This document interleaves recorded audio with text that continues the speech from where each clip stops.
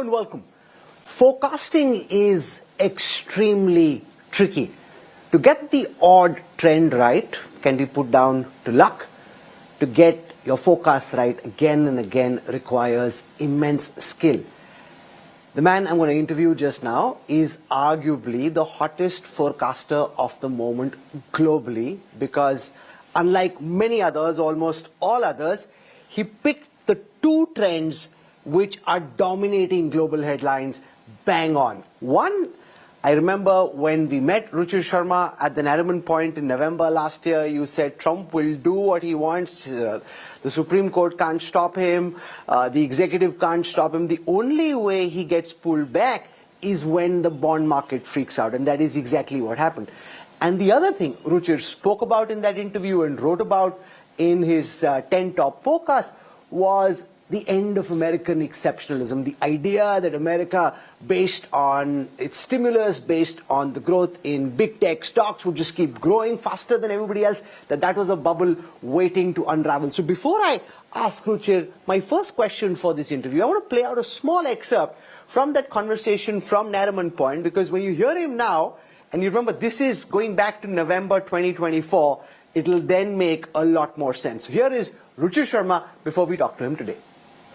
So I think that the key issue for the next year is going to be that when does the American bond market say, and that's the only check and balance today left on Trump, in a way that you can argue that given the mandate he got, there's no check and balance really left in some ways, because now the Congress is totally aligned with him, with both the House and the Senate likely going in his corner. Some people would make the argument that even the Supreme Court is ideologically more aligned with him. So I think the untold story of this election just now is that there's only one check and balance in a way which is left, and that for me is the bond market. America used to run budget deficits about 3% of GDP for the last 20 years. In fact, I've got this amazing statistic which always stays with me, that America in its first nearly 250 years since independence accumulated about $17 trillion in debt. In the last 10 years, they've accumulated another $17 trillion in debt. So this trajectory has really gone vertical. And I think that this is where the big risk lies for America. And my suspicion is that in the next few months, possibly in 2025, I think that the bond market is going to start to revolt, because they're going to see that Trump's going to keep pushing for more tax cuts or letting spending increase, because there's no incentive for him not to do that until the bond market revolts. Now, Ruchir, that is as prescient can be. It's almost as if we should call you the forecaster or the soothsayer, the man who saw tomorrow. No, I don't know, Rahul, like in terms of just having watched trends for the last 30 plus years since I started writing at a young age, I think that the one thing which you get conditioned to is to see when there's far too much groupthink, when everybody around you is saying exactly the same thing. And that is when I find that markets and the economic profession itself tends to be the most vulnerable. And that's the sense I got late last year, which is that everybody in the world thought the only place worth investing in is America. And so therefore I tagged that at the mother of all bubbles. That how can you have a situation where 80% of all the capital flows into stock markets around the world was going into just one country? That's what's been the trend this decade. That something was bound to snap it. Now, of course, people are saying that Trump is the one who is pricking this bubble, but somebody else put that air in the bubble in the first place. Sure. And I think that that's what's happening now, that the expectations were far too elevated, that the American stock market, the American economy had already outperformed for many, many years. And people were expecting that to just continue, extrapolation. So in forecasting, one of the very basic rules is that extrapolation is the single biggest mistake people make.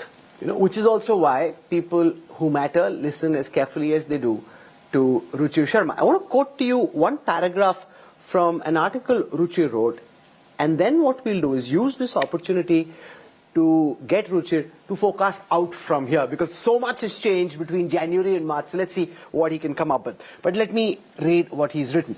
If the past is prelude, Trump 2.0 will not play out as most investors expect. Ironically, continuing faith in American exceptionalism assumes that under Trump, the world will see more of the same trends it saw under Joe Biden. US dominance of the global economy and markets led by its big cap tech businesses. But those trends are already very extended and vulnerable to forces larger than the US president-elect. For a variety of reasons, competitive churn could return to global markets in 2025 and lead to seismic shifts. It's almost as if, to the dot, you're calling the future. It's quite incredible. That, in terms of that these things happen. So I think the key thing, as you said, is that this has happened. Now what? And my suspicion here is that these are very long-term trends, which is that the US market and the US economy after the global financial crisis of 2008-2009 had been on a tear, had dominated the world. The US stock market had come to be nearly 70% of the global stock market capitalization. 80% of all the incremental flows were just going into one market. And this process has only just started to reverse. The dollar was about the most overvalued that it had been in its floating rate history, which dates back to the early 1970s. So, when something is so overvalued, it is telling you that it is set up for disappointment. And I think that's what's happening under Trump. And the other thing which I think that a lot of people have underestimated is the fact that why is Trump doing what he's doing, right? So a lot of people think that this is all just madness and stuff. I sort of believe that there's a certain method to the madness, which is that what he's doing in terms of some of the tactics he's using and all are possibly wrong. But he sort of has identified that many Americans were not happy with the way the economy was performing. Inflation had been very high for the last few years under Joe Biden in particular, and also the fact that for the average American, they were not seeing the benefits. The stock market's doing well, but who owns the stock market? It's mainly the top 10 or 20%. The bottom 80%, they were not getting any benefit from this great tech boom, the stock market boom. So it was a very stratified economy. Now Trump, as a populist, has been able to identify that the average American is not happy with this and they want disruption. Now, I think that disrupting it through tariffs is possibly the wrong way to go about it. Had he done more disruption by reducing the role of the government, which I think is a real problem for many Americans, I think that the results would have been better. But at the core of it, I think we have to admit that the American economy was a bubble.